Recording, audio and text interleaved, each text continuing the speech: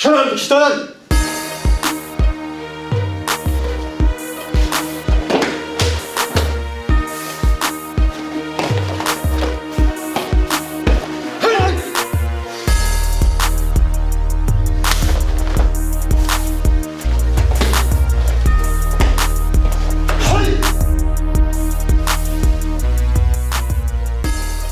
Bonjour, bienvenue sur gagote.com. Je suis aujourd'hui avec François et Vincent, professeurs de karaté de l'école Kazé.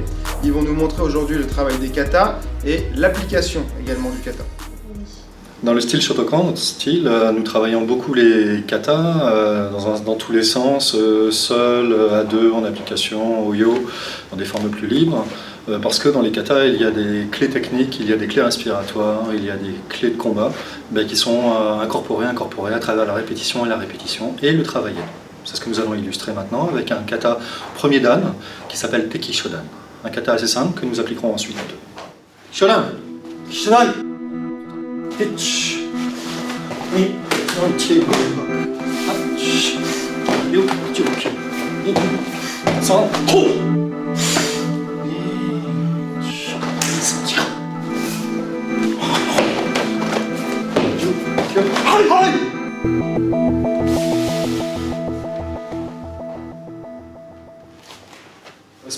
En fait, ce sont des enchaînements de mouvements de combat qui ont été codifiés.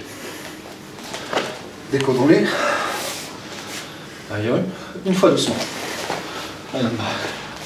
Le premier mouvement du kata, si vous vous souvenez, on commence avec un grand mouvement de main, suivi d'un coup de coude, une garde, un grand mouvement. On peut tout à fait imaginer que ça correspond à une première attaque dans laquelle je rentre pour bloquer.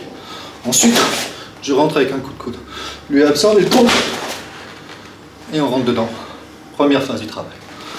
Deuxième phase du travail. 1, 2, 3. Là, j'ouvre mon attaque pour pouvoir faucher une première fois. Je le laisse rentrer pour faucher une deuxième fois.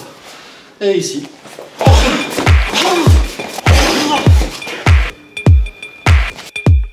Le travail des katas, c'est quelque chose de typique des arts martiaux qu'on ne retrouve pas dans le sport de combat.